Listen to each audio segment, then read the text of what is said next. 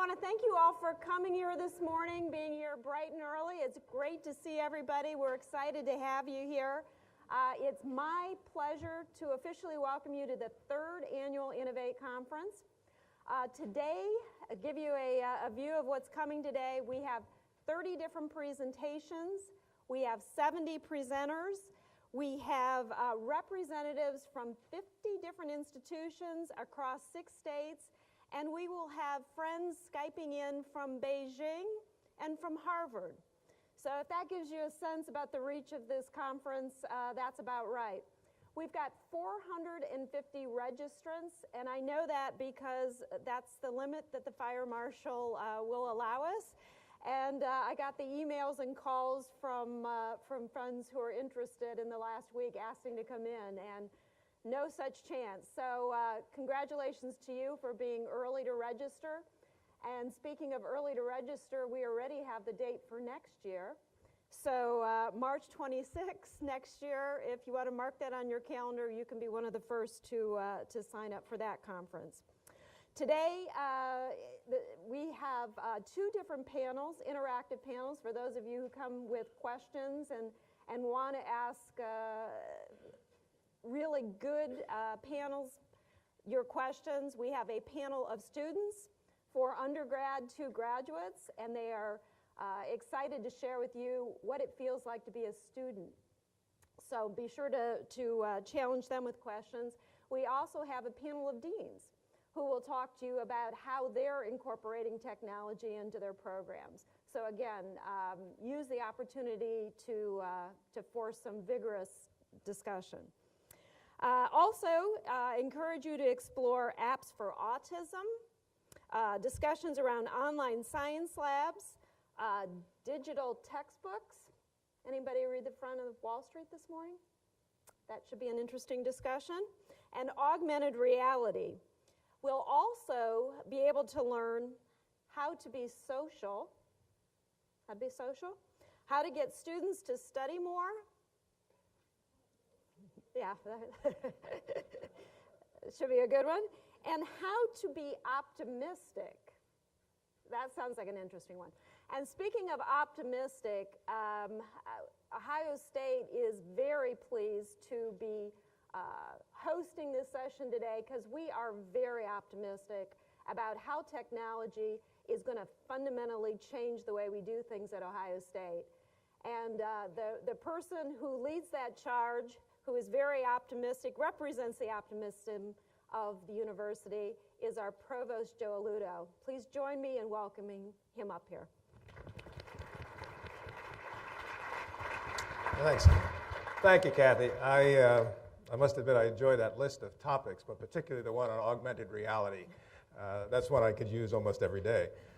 At Ohio State, we're committed to leading the transformation in instructional technology because we really believe that goes to the core of what we do and who we are and who we must be going forward. We want to envision and plan for future needs by partnering with others, like all of you who've joined us today, and to explore and to share information. After all, that's usually how innovation and transformation occurs. It doesn't occur just in isolation, but it occurs as a result of a social process in which ideas are exchanged, ideas are challenged, ideas are discussed, and all of the nuances essentially fleshed out. We know that technology adoption across the board has grown exponentially. For example, Apple sold more iOS devices in 2011 than they sold computers in the past 28 years. And just think about that change. We seldom hear today about the stories about back in the day because conversations about technology changes are occurring so fast that there is no back in the day. Every day is back in the day. According to the Pearson Foundation study on students and tablets, the number of students who own tablets in the last year alone has more than tripled, and those numbers are expected to grow exponentially. Further, more than half of the college students that are surveyed today say that they prefer to read interactive digital textbooks than print textbooks whenever given the chance. And ask yourselves today how many of our students and how many of our faculty are really using those digital media. We have the opportunity to significantly enhance the ways students absorb and share information, the ways they communicate with each other, and the ways they connect within their own communities. And that really is the basis for the future. Because technology is one of the key pathways for learning and for future generations, we want all of our students to learn how to responsibly access the wealth of information that technology affords. And as a university, we're certainly investing in the tools that make this possible. The theme for this year's conference is really one of transformation. And throughout the day, we'll highlight ways that technology can promote dramatic changes in the ability to engage students in the classroom and to impact research and field study opportunities across the globe. And let me diverge for just a minute. Before this session started, we were talking with an individual who takes photographs and working with Sports Illustrated. We're talking about having available to you 40 years, 30 years of photographs of world-class athletes, and having it in a digital library which allows you to call back individual photographs, literally thousands and thousands of photographs over that period. And we're talking about how you use it for graphic purposes. Obviously, it's wonderful to be able to, and the example that was used was Michael Jordan, and being able to pick up a picture of Michael Jordan with a red shirt at a given point in time in his career and his life for information purposes, for articles. But there's another interesting issue. Think of it as a research issue. Think of it as tracing the changes in physiology in world-class athletes over that period of time and being able to do it almost as a byproduct of another effort, simply because the information is available and it's in a form that allows you to retrieve it and ask different questions. And that's really part of what it is we hope comes out of this particular meeting. So it's important to remember that Innovate is not intended really as a one-day event, even though we'll spend most of our time today at a one-day event. Instead, we really hope that you'll connect, that you'll collaborate, and that you'll continue to as a coalition that interacts and works together throughout the year. So I welcome you, our participants and presenters from, last I heard it was 8 states and about 50 institutions. We welcome you to this campus and thank you for participating in this. I do want to take a moment to thank Kathy Starkoff and Mike Hoffer for their leadership in organizing this conference and all of the staff that's invested so much time and energy. So join me in a round of applause for them, if you will.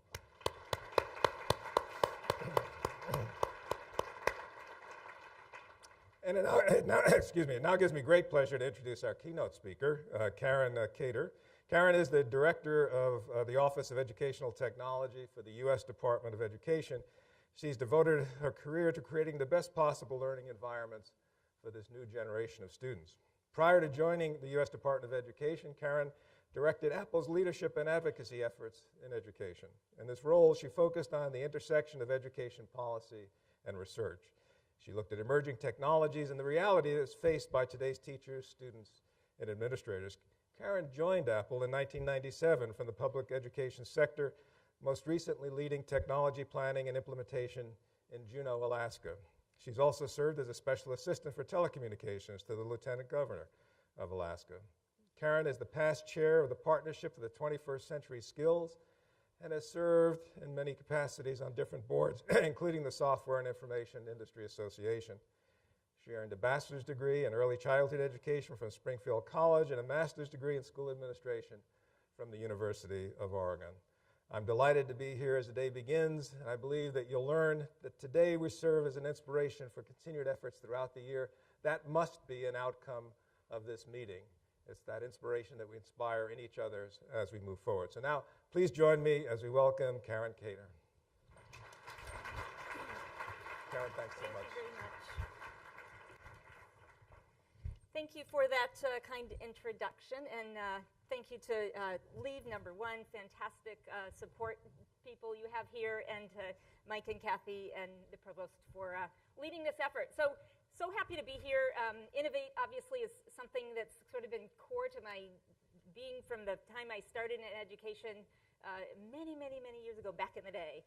And it's something that's very core to the Obama administration as well. Whether we're talking about healthcare or energy or whatever, it's absolutely core to how we're thinking about things and how we're trying to ratchet up the opportunities for every single American. So when I started at the Department of Education, the whole first year was focused on how do we create a really well-grounded and visionary plan for technology, but not for technology specifically, but hopefully the word you can see on the cover is learning.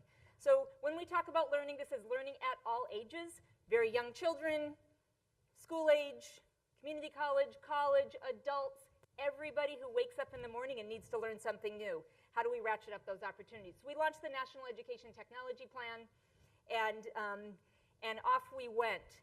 And so as I travel across the country, I get to meet unbelievable people, and this is absolutely no different. So first of all, I want to thank you for your work. Thank you for your ideas that you're sharing every single day.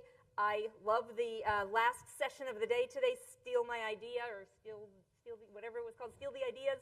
I think there are going to be some amazing things that come from your interactions today. So thank you for your work every single day on behalf of not just the students you touch, but kind of ratcheting up this opportunity across the country. So we've been saying this is education's internet moment, right? So why is that? Like, what's going on? We've seen across the spectrum all of the different things that have been happening in all different industries with respect to education. But now, with respect to other technologies, I should say, consumer, health, other areas. And now it really is this opportunity to focus in on education. So on Digital Learning Day, February 1st, there was an organization that dubbed it Digital Learning Day, and there was a lot going on. And Secretary Duncan and Chairman Janikowski, who is the chairman of the FCC, kind of got together and kind of said, we need to transition to digital learning in the next 5 years. So they kind of put the stake in the ground, put this on the table, said, we really need to do this. And so since then, there have been a lot of kind of questions like, what does that mean? And what exactly are we talking about? Well, what we're talking about is vastly improving the opportunity to learn by providing everyone access to the kinds of tools, resources, content, interactions, people that they need to learn every day.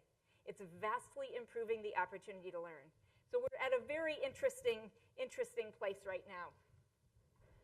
So the kinds of things that are happening, and you all know this, you see it, right? Mobility 24/7, we're talking about tablets, we're talking about phones, we're talking about computers getting smaller and more mobile.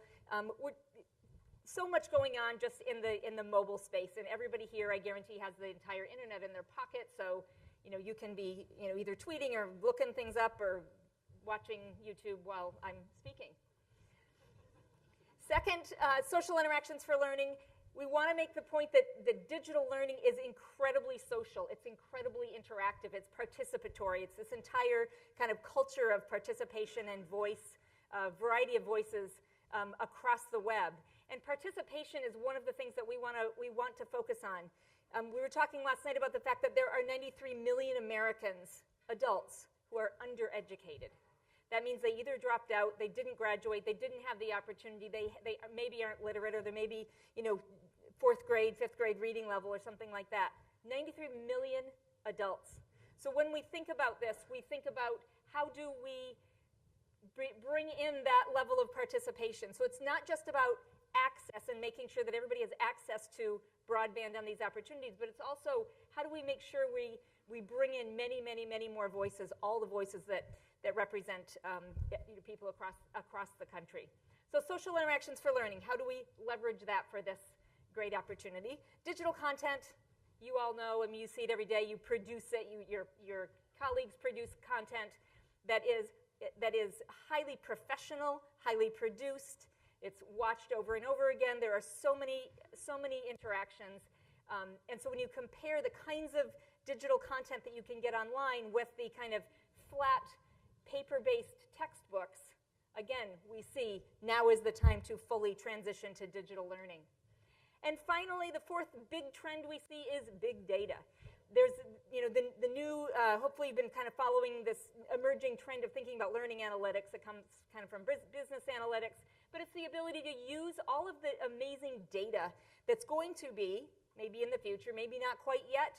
Right now we have kind of limited sets of data about learning, but we are going to have a deluge of data about learning as students and people of all ages get online and begin to work through a variety of digital learning platforms. So whether it be your learning management system or the games that are for games and learning, various scaffolded environments, all of these kinds of things, the interactions, the clicks, everything that's being collected and saved, those things are going to help us understand much more about learning, time of day, amount of time, different interactions, different people, much more about learning than we've had in the past. We have this problem with thinking about evidence and the kinds of things that are shown to have impact, and the kinds of studies that we do today that are very kind of longitudinal and protracted. And for those of you who are researchers in the room, there are research methodologies that now can be applied to new forms of data and the kinds of things that we can get every day. Talking to someone from one of the large companies, and they're talking about doing 1,000 RCTs in the next year, right? So these are fast RCTs, not large sort of practice-based, but if you can provide 2 different ways of presenting something, right, and you have 500,000 kids in your learners, I should say, people of all ages, interacting in your space, you can tell at the end of the day which one was more effective, which one allowed people to move on. There are lots of things like that happening, and the opportunity to leverage big data and learning analytics is a very cool space. It's one that will require a lot of cross-disciplinary connections. So computer scientists, statisticians, mathematicians, people who know design, people who understand education and learning. Connecting all of those people together is one of the things that I would definitely challenge you to go for, because the whole field of learning analytics is this kind of, it's nascent at the moment, but it's going to be definitely up and to the right. So based on all of that, we say we're transitioning to a digital learning environment. So it's almost, actually I would venture to say it's as significant as the development of the printing press. Before the printing press, you could learn from people. Printing press, you can learn from people and books. Now you can learn from people and books and this new, interesting, and expansive digital learning environment. So the National Education Technology Plan tried to tie to the ground what we're talking about. So try to get very sort of tangible about what it is we're actually saying that needs to happen. And the focus was definitely about learning. But we also focused on teaching. What do faculty do? What do people who interact with students do? And how does their role raise to a higher level as we begin to integrate some of these other opportunities? How do we think about assessment and feedback so close to the learning moment? And if we like the vision, then what is the infrastructure that needs to be in place? And how do we become much more efficient so that we're meeting the needs of every single person every single day? So the learning chapter was focusing on, first of all of the skills that you need kind of for life and work and becoming, and what some people have been calling 21st century skills. People call them soft skills a lot, though I think that's probably the worst name for them. People, all sorts of things. But communication, collaboration, critical thinking, problem solving, the things that we know, teamwork, the things we know are absolutely critical to success. Tied to the ground with the research on how people learn, that's incredibly important. Universal design for learning, thinking about usability, thinking about the interactions, thinking about the accessibility of various technologies. So my friends at CAST like to say, when we talk about people who are print disabled, meaning they can't see the text or for various reasons they're blind or whatever, he says, it's not the people who are print disabled, it's the print that's disabled. It can't read its own text, it can't turn its own pages, it can't take you deeper, it can't link you into other places, it can't show you a picture of what you're talking about. It's the print that's disabled. So how can we, in fact, leverage technologies to make this print absolutely accessible for everybody, regardless of whether you're blind or whether you have other ways that you need to specially access the content.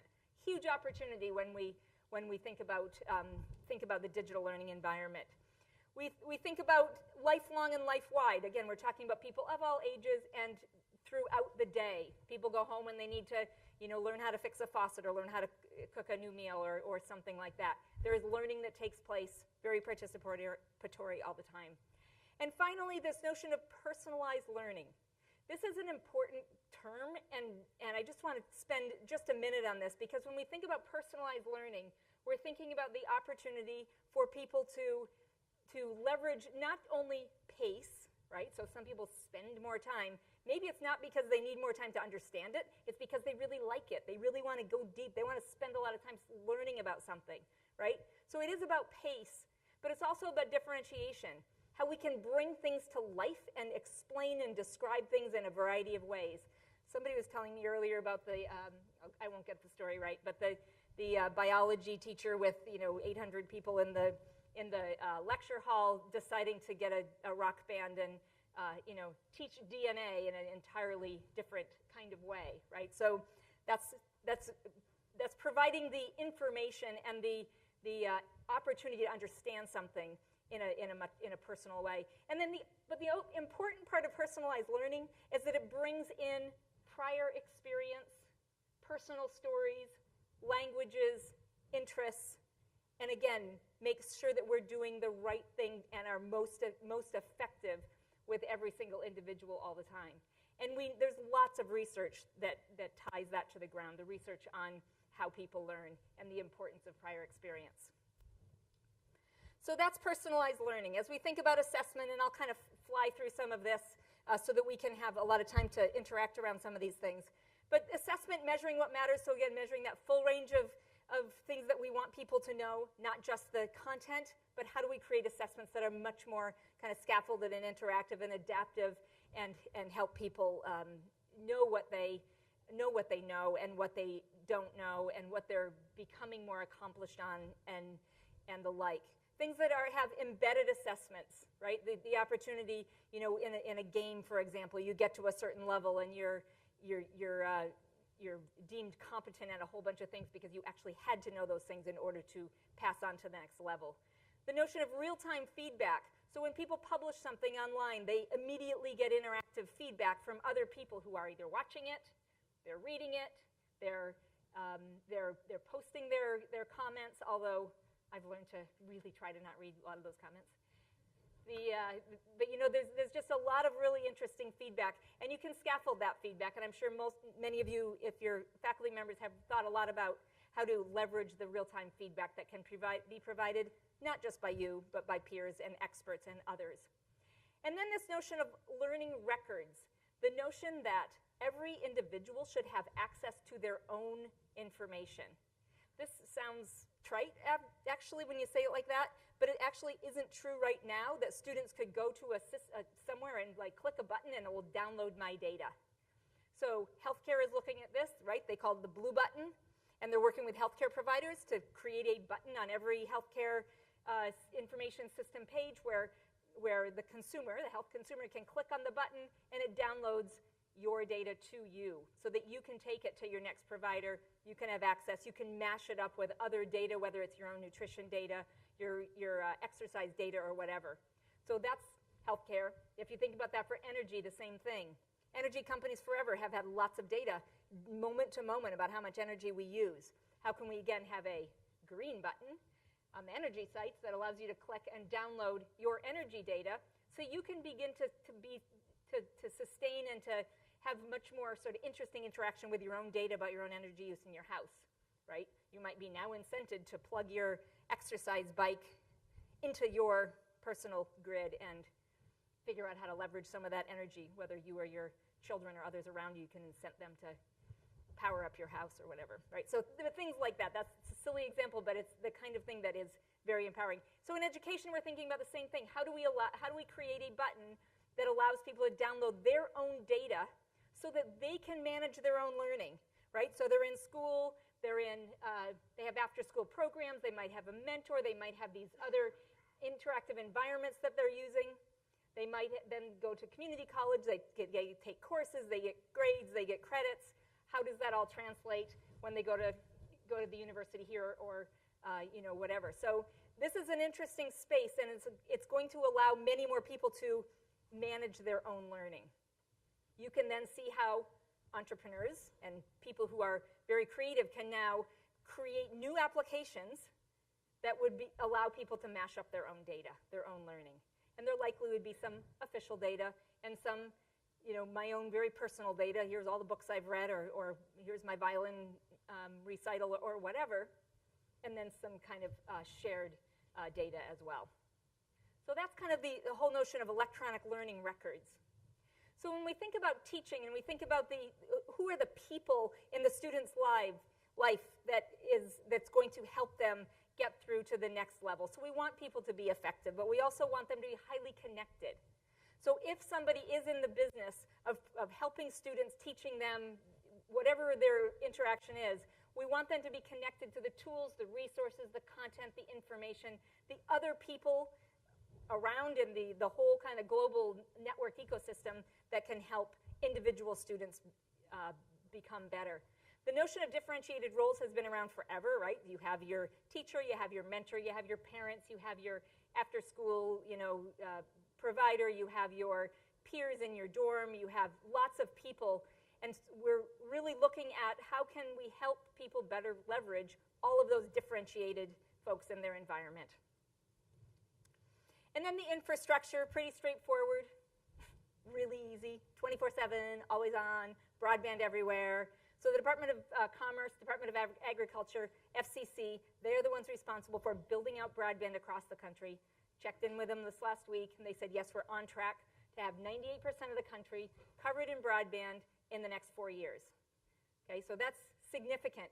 That was actually started because there was a report that came out that said, yes, US is #1 right now in innovation with the numbers of patents and the kinds of ways they measure innovation, but we're actually #9 with respect to readiness for continued innovation. And part of that was the fact that we didn't have kind of a robust broadband network across the country. So really important parts. So the productivity measures we actually talked about, again, focused on the individual rather than talking about, so what we're trying to do, sometimes when people think about productivity, they say more with less, and it all sounds very much like eat your broccoli, and it's sort of a depressing conversation, right? But it's really about how do you make sure that every person has what they need at every single time, and how do you leverage all of those kinds of resources? It's also about moving from seat time to competency-based learning. This is actually a tricky bit that a lot of people are trying to figure out. There actually are 36 states that in the K-12 space, it's a continuum, they either require competency-based crediting, like New Hampshire, or they allow it in some very niche-y circumstances if you apply for a waiver. So it's kind of this whole continuum. But then the other states are like, no, it's all about the amount of time you spend, and this is how long it takes, and there you go. So we need to move to a competency-based model in order to increase efficiency. And if you think about it, this is actually a really cool space. If you think about the opportunity to have your own data so that you know where you're going and you can move through on a continuum. And we'll talk about that just a little bit later as well. Anytime, anywhere, and this notion of continuous improvement. So productivity is much more about empowerment and creating efficiencies rather than kind of this whole notion of doing more with less.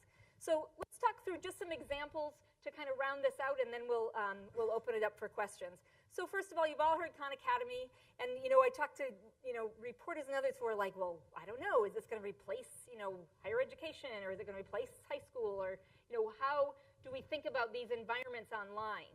And really what I say is what he's actually doing is he's the explainer, right? He's not the teacher, he's the explainer. He's helping people understand things by recording himself explaining complex concepts. And, the guy is pretty brilliant. He said, yeah, I had to spend about a month boning up on organic chemistry so I could do my organic chemistry lectures. And I was like, okay. So smart guy, he's the explainer. Lots of other people are also explaining things, putting up lectures. I know you all do that as well. So again, we can leverage technology to allow access to lots of explanations about all sorts of topics. So that's one thing. The second thing is we can obviously publish all sorts of animations and visualizations and the kinds of things that allow you to understand things because someone's talking through but they're drawing at the same time, and you can understand what they're talking about because of this kind of visual layer. The other kinds of animations and simulations and visualizations that you can use that are really about showing me, not telling me. One of my current favorites is this hint.fm website that is all about creating visualizations. So visualizations, this is this area of taking big data sets and doing something with it so you actually can see it, so humans can access the data, right? So we talk a lot about big data and number crunching and all that kind of stuff. A lot of that stuff is really from machines to talk to machines. But if we want mere mortals to really be able to get at this, this notion of visualizing data is cool. So this is not moving, obviously, but this is a wind map. If you go to the hint.fm/wind, every day you can go to this website and it shows you the wind. So if I'm flying, I actually do look at this. It's kind of cool. And some days it's a lot of black, which means it's a pretty calm space. Some days it is just swirling, especially around Denver. Seems like that's like the most swirly place in the country. So again, that's just one example. On that website, there are all sorts of ways that you can visualize large data sets. Another favorite is probably not too, here, not too far from here is Decorah, Iowa, right? And the eagles that are up in the tree, and the eagles, and there are webcams everywhere, but this is just one of my current favorites. How many people follow these eagles? Yeah, there's about a quarter of you that all raised your hand, right? It's so cool. They bring the big old fish and drop it on, and the fish is still flopping, and the eagles are picking pieces off it and feeding it to the baby birds, and the baby birds are hanging out with each other. Last year when I was watching it, there was a storm, a big storm in Iowa, and I logged on. I'm like, oh my gosh, I hope they don't fall out of the tree. They were literally, the tree was swaying and the feathers all ruffled. And again, you can just see these things, things you otherwise would have no access to. So again, as we transition from print to digital, it's not just because we love cool, shiny devices and those kinds of things. It's because the opportunity to learn is unbelievably enhanced as we transition to digital. So feedback close to the learning moment, just to use another kind of Khan Academy example. You probably can't see this very well, but when you are presented with a problem, you have multiple opportunities to get some scaffolded help before you phone a friend, raise your hand, ask the teacher, whatever you need to do. So, first of all, you can put the answer in and check it and see if it's right. Second, you can get a hint. Third, you can get another hint. Fourth, you can watch the video, right? So these are the ways, and I think of this website actually as a 1.0. It is just something that, this guy just started explaining things to his cousin, and suddenly he's got a lot of money. It's like, I know, let's build a website and put on some problem sets. And a lot of people take issue with the content and some of the things, especially in the problem sets. However, 1.0, you picture this in another couple of years, and this opportunity to get much more quick information is pretty incredible. So another example, I was in a school district, a high school district in Houston, and they had this program where they were providing tutors for all of these students, right? So, and it was a two students to one tutor. And these kids would go in this room for an hour and have this tutoring session that, as I was observing, looked somewhat painful for everybody involved. And the tutors were sort of dragging kids through these algorithms, right? So that's good. I mean, they did have to solve the problem, but it wasn't like thinking, and I was only there for 15 minutes or so. So in the time I saw, it wasn't like helping people think mathematically or really engage in mathematics, which is what you can do if you have a tutor. It was more about helping kids, figure out how to algorithmically solve a problem. At any rate, I sat there going, oh my gosh, if we could collect up all these tutors, put them in a call center, give the students computers so they can be working through problems, and when they need a tutor, they click, get the tutor comes on the screen, and they can interact with them right now in real time, right? They can be working with each other in a space with an adult in the room, obviously, working on motivation, persistence, helping them figure out what they need. But there are these opportunities to do things much better. The research about tutoring, you don't need an hour of tutoring. You need about 3 or 4 minutes. You know what it's like if you have kids and they come, help me with my homework, I'm trying to do this problem, and you would love to give them your 1-hour version, and they're like, yeah, I got it, thanks, bye. 2 minutes later they understand because you got them over their hump. That's what tutoring is really about. So how do we create these environments online so that people can access that kind of information, those people supports that can help them when they need it. This whole notion of badging, as we move to credentialing or different kinds of credentialing and thinking about competency-based credentialing, there's this whole kind of new innovation space that people are thinking about. How could we maybe create, leveraging kind of from the gaming world, right? When you level up and you earn badges along the way, how can we take some of that learning and create the opportunity for people to earn badges in a whole bunch of different disciplines? It requires a very sort of complicated trust architecture, technically, and it requires people to really kind of think this through. So Mozilla, Foundation and MacArthur Foundation are working intensively on that. They've given people grants to design different kinds of badges that for all sorts of different kinds of topics that people could then work through content, right? There's all sorts of ways to learn things now, as we've talked about. But as they learn it, then what they need to do is demonstrate competence so that they can earn their badge. So it's a really interesting space. And as we think about the future of certification, credentialing, degrees, course credit, all of those kinds of things, and we need to move to a competency-based model for many reasons.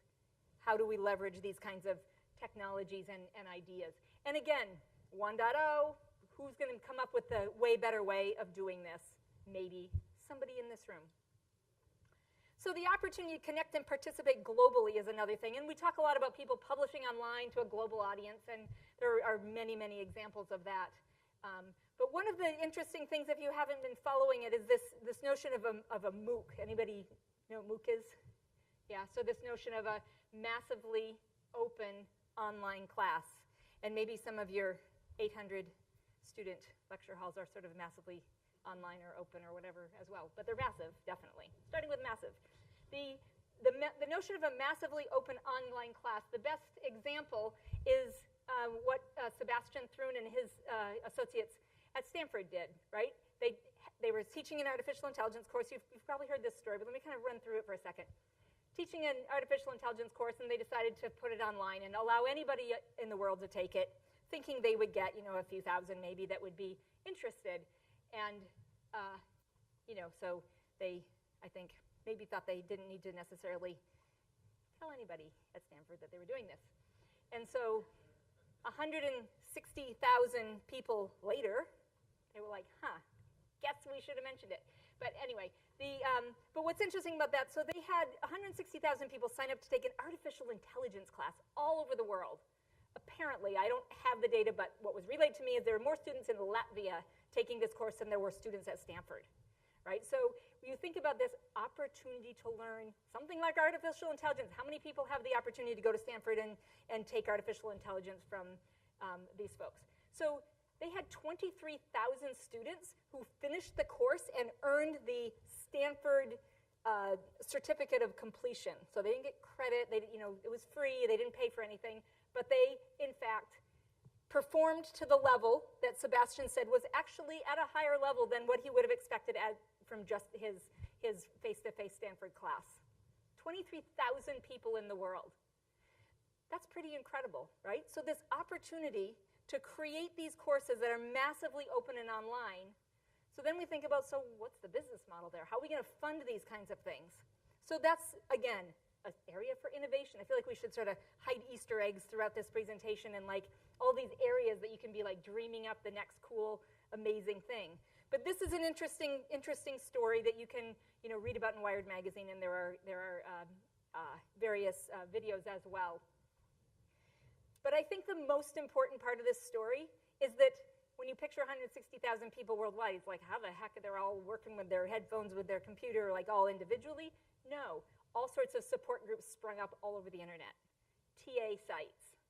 He had people that were helping students in these online environments as they shared with each other, as they showed each other their work and worked together. So it was a very participatory course. And what he told me is he said, I would go and join these sessions. And he said the most interesting thing was he goes, I could tell who the students were that were the best helpers, coaches, explainers, the people who were team players.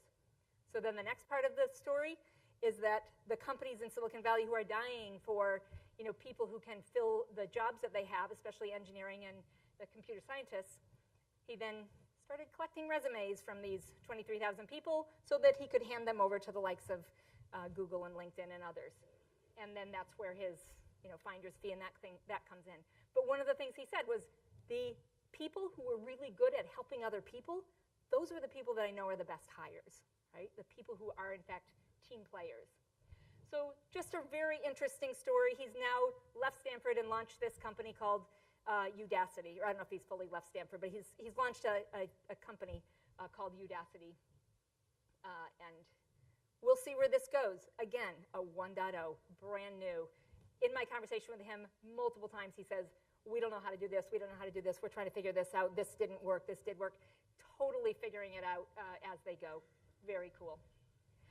One more kind of little Easter egg, and this is this notion of a learning positioning system. So you all know what a GPS is, and what we know is possible now is to create something that is like a learning positioning system, or as somebody said to me the other day, a learning system, meaning that you could take, let's say, the field of mathematics and lay it all out in a visual map, right? Much of our work now has been very linear, scope and sequence, and we think about you do this and this and this, partly because we have pages in books, and we got to put one page before the other, and we got to make choices. What comes first, what comes next? Not that people follow things in that sequence, but that's been part of what we've been doing.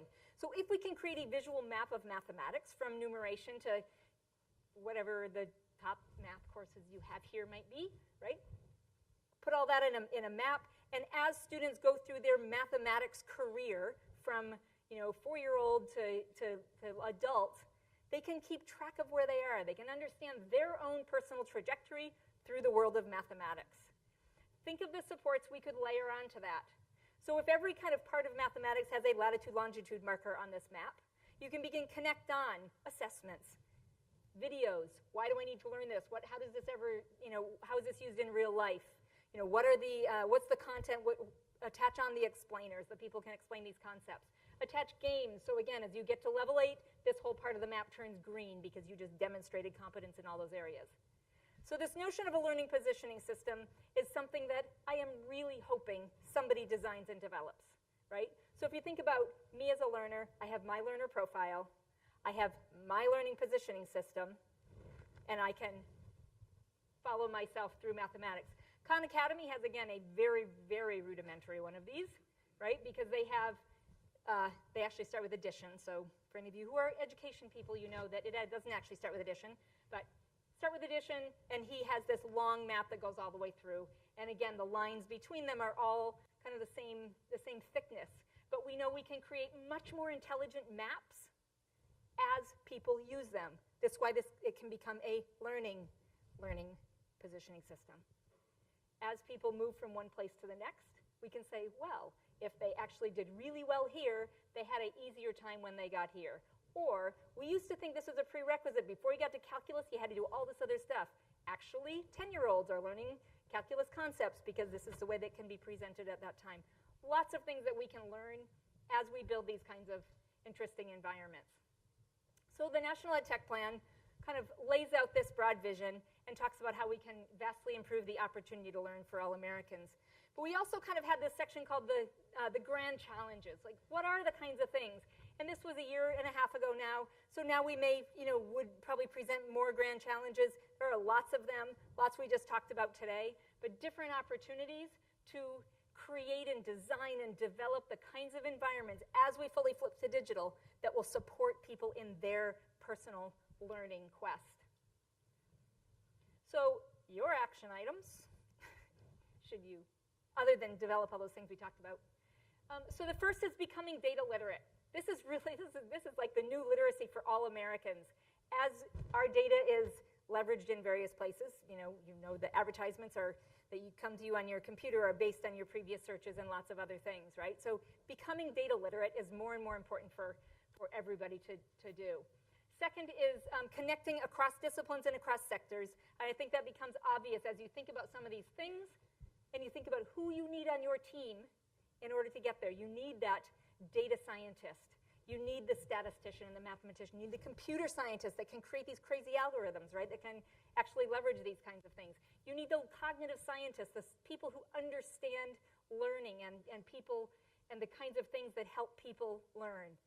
So think about the team. Think about the people you need if you're going to begin to design and develop the best possible learning environment for your students. Raising expectations. We know that a lot of the failures we've had in education have begun because we dumb down expectations. We don't expect people to succeed. We expect them to not succeed, and we expect them to get weeded out. It's been our culture, and we got to flip that around.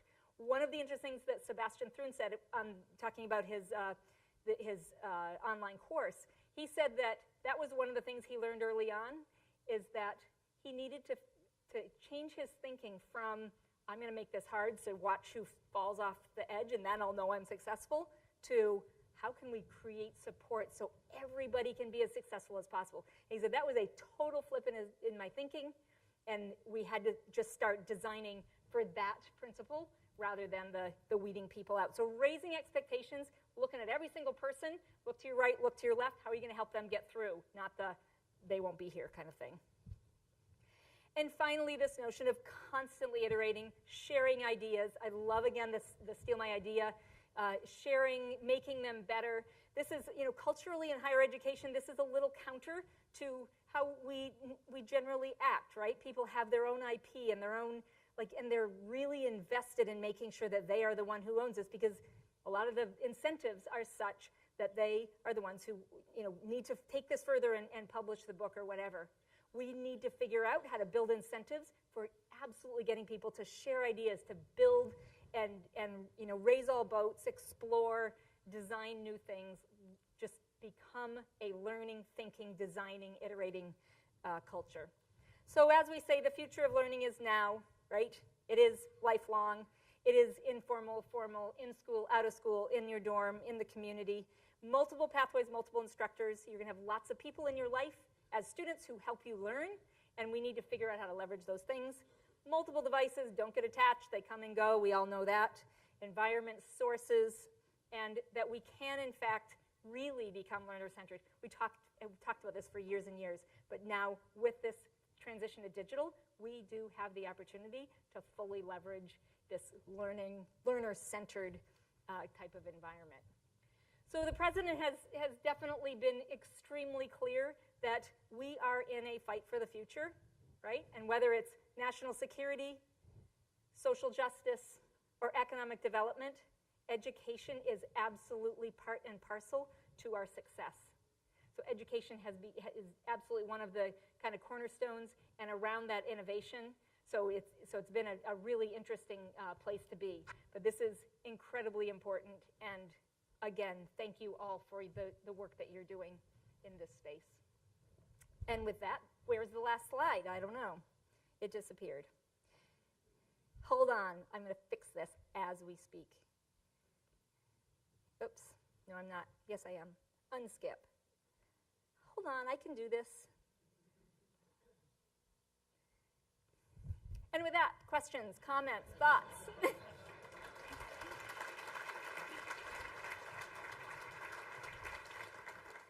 So there are microphones. If you don't have any, I'll start calling on you.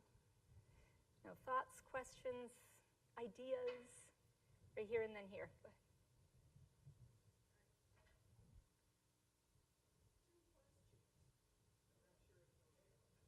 That's okay. If they can't hear you, I can repeat the question. That's all right. Anyway, I'll speak louder. There you go.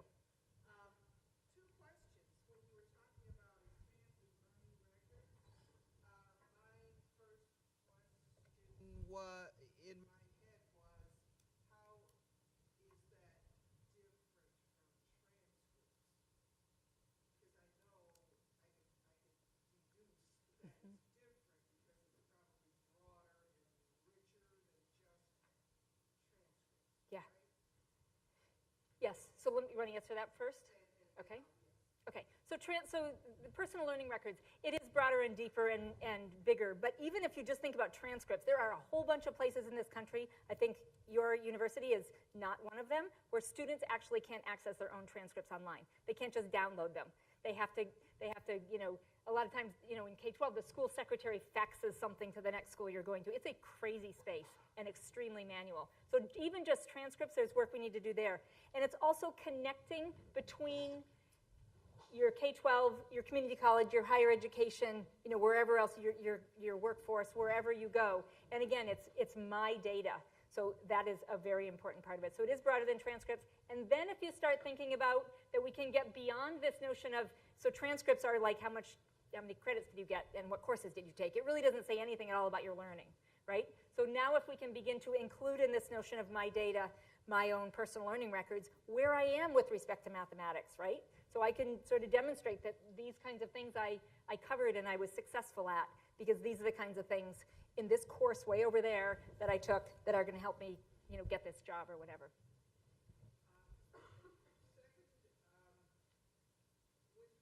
to there being more back in the day because everything is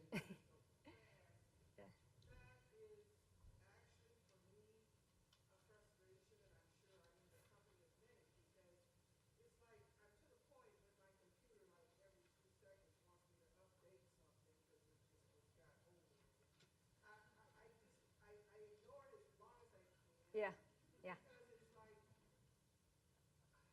Sure. Yeah. broke, why are we fixing it? And I was happy with the previous, not the current. And so it's like, what's Yeah. going on in technology that absolutely demands that there's this constant upgrade? I mean, never mind. No, I I'll sit understand. down. This is a huge frustration on the part of a lot of people. They're like, I just like what I have, and I want to keep using it. And the answer to that is absolutely, you go. So again, the focus should not be on the technology. It should be about what you're doing with it, what you're able to accomplish. So if you can accomplish what you need to accomplish with what you have and it's 5 years old, fine, right? Lots of quote-unquote older technology allows you to do a lot of things. But if you want to be maybe mobile, now you're going to get a mobile device. Or if you want to, render an animation, you're going to learn something new and learn how to do that. If you've decided to, upload your videos of your grandchildren and you want to publish that, you may find you need something new. So again, it absolutely has to be driven by what you want to accomplish, not by the technology. The minute you start getting driven by technology is the minute, unless you love shiny devices, which a lot of people do, it'll make you crazy. The other thing is, a lot of people, it is funny, when I was at Apple, people would say, could you just not put out something new for a couple of years, just let us catch up? And I was like, yeah, I'm thinking that's not going to happen, right? So it's just making peace with change. It is constant change. It's the world we live in, but grounding yourself in what you want to do and making it be working for you and not you responding to it is the kind of mental mindset, if that's at all helpful. I understand, though.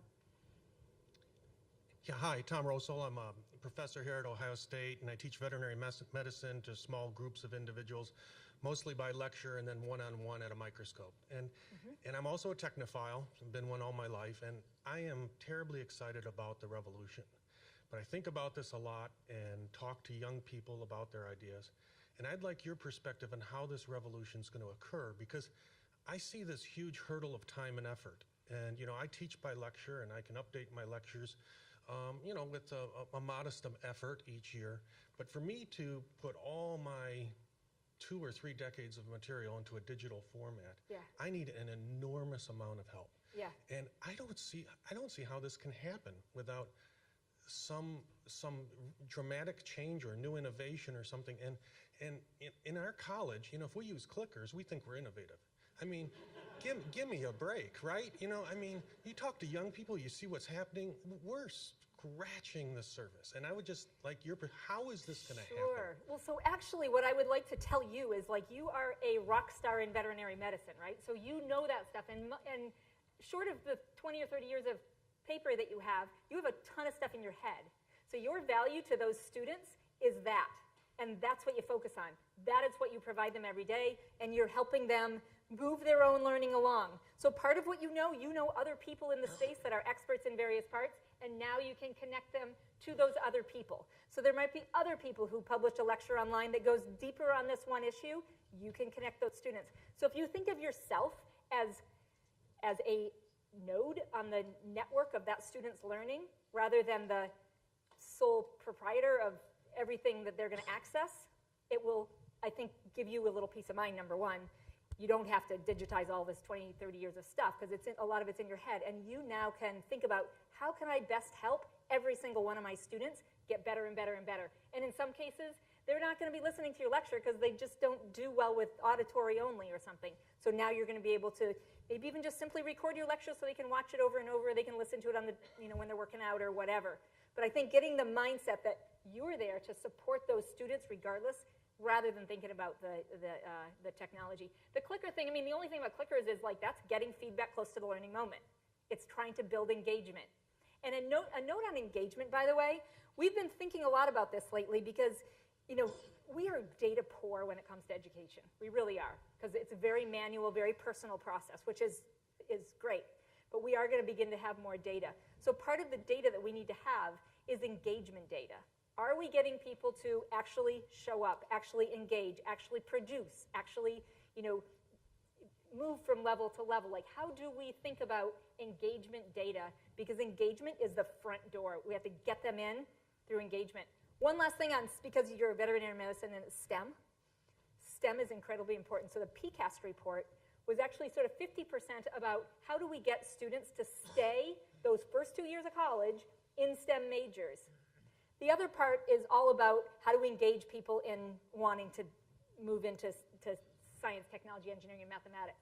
So again, engagement's incredibly important. So part of it is keeping them once they get there, which has to do engagement, but part of it is how do we engage people in the front end.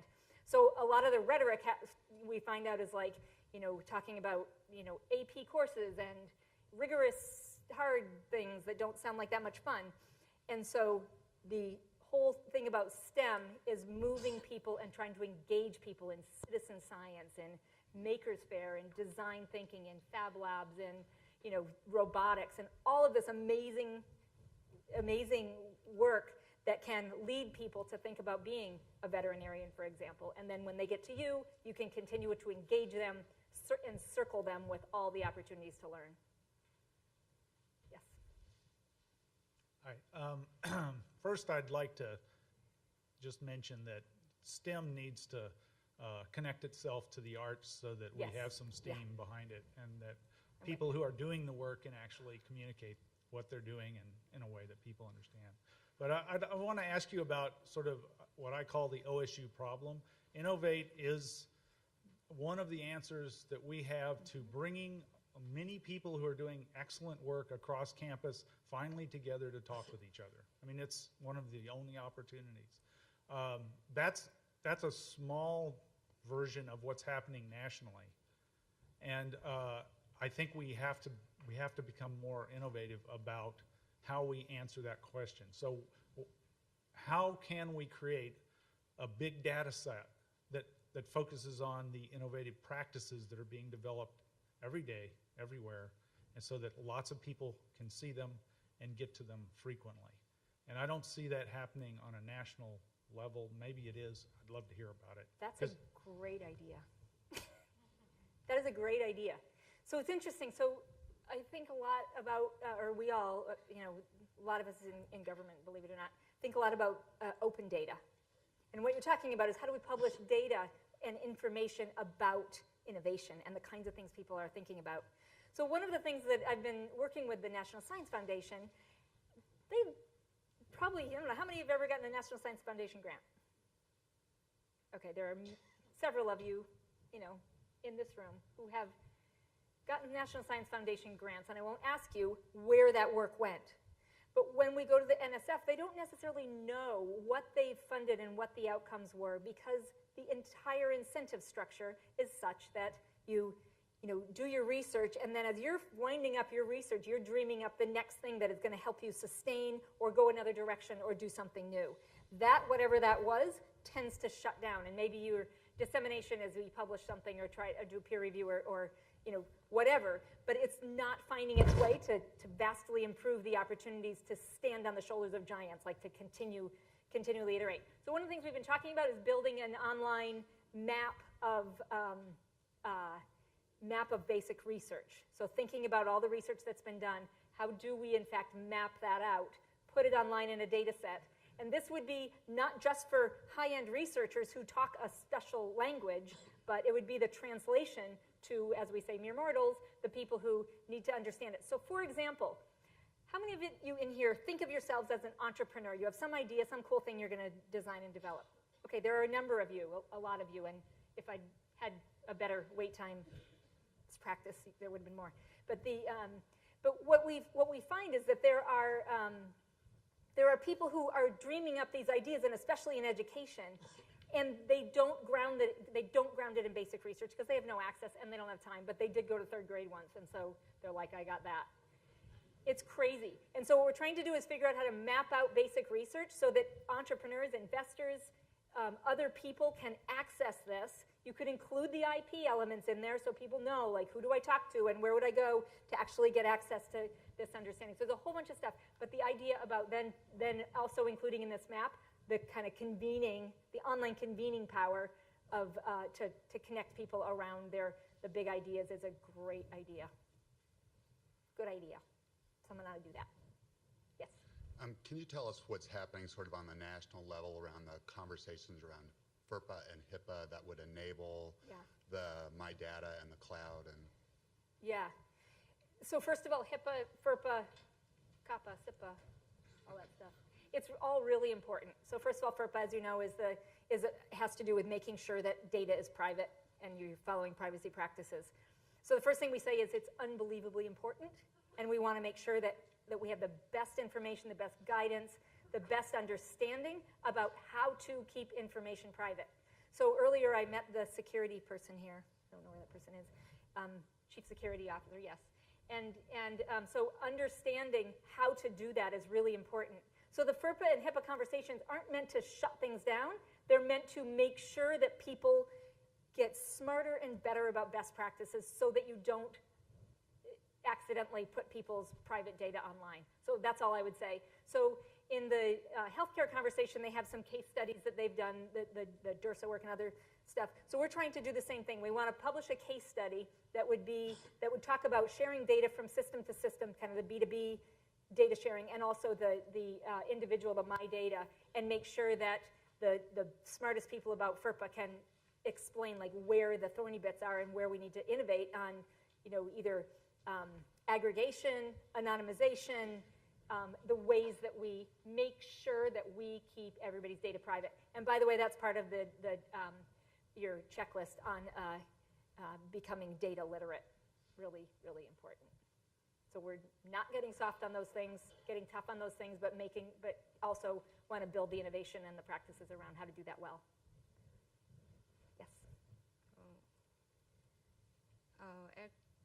I'm actually a student semester degree in education. That's why I'm so challenged to see your presentation in terms of something like make me think of is what is the next generation education should be look like. But I think, in my sense, is the students it seems like are ready to accept the digital education more than educators or as parents. And then I'm just wondering, in this sense, how we educators catch up with the speed students is control and managing technology. I think if educators fail to prove ourselves as competent, they might be less and less interested and frustrated in their classroom, even provided the high technology. So, yes, great question all around. How do we think about the adults in the learning space that somebody was saying last night that there's this kind of middle gap, right? So young people up to, I don't know what age, are really good at technology, and then people who are older who have lots of time are also really good at technology, and there's sort of this middle gap, although I will say I'm probably in that age range, and I take exception with that. So this is a really important question, and it kind of gets back to the veterinary medicine question as well. How do teachers see themselves in their role? If we can ground people in seeing themselves and their role is to make sure every student learns, not necessarily to be the be-all, end-all explainer, right, because we can get a bunch of that stuff online, not to necessarily be even the only person who gives kids feedback, because we can expand the opportunity for feedback, not to be the necessarily instructional designer of everything, because again, we can scale that up greatly as we begin to build these kind of massive online courses and those kinds of things. So as we work with teachers to try to make sure that they understand how their role is empowered, because now their students have access to all of this, to their own data, to the opportunity to learn. So it's an interesting space. When we talk about personalized learning, we talk about kind of 50% about the students and what are the things that you put in the students' hands so that they can build agency and support their own learning. And then what do you put in the teacher's hands? The content, data, information, tools, and resources, so they know how to help the students as well. So you think about, like, in buying stuff, you have recommendation engines. We should be able to build recommendation engines that are smarter and smarter the more they get used, right? So that we can begin to understand. So other learners, like this particular student with these attributes, were successful when they, accessed this methodology for explaining or whatever. So really important. One last thing about professional development, though.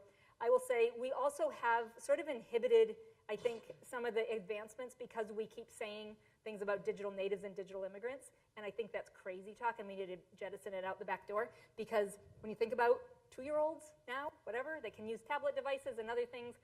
It's not a matter of I don't know how to use technology. So when you remind people they probably use it for their own shopping, for their own Facebooking, for keeping track of their children or their grandchildren, or for photography or whatever it is, pretty much everybody in the professional education space has a college degree, is probably using technology for their own personal work. So building the practice of leveraging these powerful technologies to improve the opportunity to learn for every single person that they're responsible for is kind of this next generation of learning. I think we're out of time. Oh, we have one more. I saw you standing there. Sorry, I wanted to wait until the very end, I guess. As somebody who works for a university, I am thrilled at the innovation that's taking place and the revolution that is occurring right now.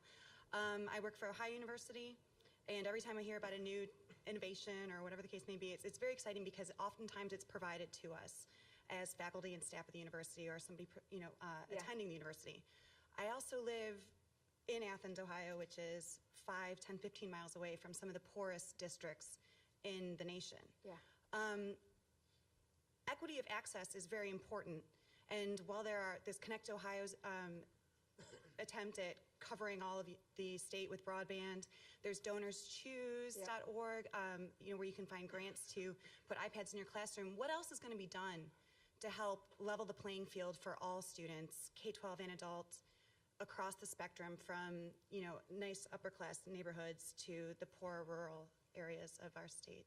It's such an important question. We were talking about this a little bit last night, and the fact that if we did nothing else in education right now, if we had to strip everything away, the focus would remain, we had to pick one thing, would remain on equity. And how do we use the vast resources of government, state government, local government, to make sure that every person has the opportunity to learn? One of the things that we have to make sure is that people understand this is not just about my kids' opportunity. Why should everybody care about all of these other kids? It's because that is the trajectory of the country, right? So that is the important point to take away, is that we all need to care that every single student is getting educated to the best level, and that's why we need to make sure that we do build equity. The only way we're going to overcome the various divides that exist, whether it be the access divide or the participation divide or the usage divide. Some people use technology for personal empowerment, other people just use technology as a consumer, like they consume and they're not actually powered up. If we're going to overcome those divides, it's going to be in school. It's going to be in K-12, higher ed. Community college is incredibly important right now. How do we make sure that these opportunities are there? So again, as we move from print, which again, print, manual, sort of this linear notion, to digital, for all of the reasons we talked about, the very powered up learning environment, as we move from print to digital, how do we make sure that every single child and young person and community college student have access in their formal environment so that they have a chance to take that with them when they go? It's incredibly important. So with that, thank you very much for your work, for your time, and best wishes for a fantastic day.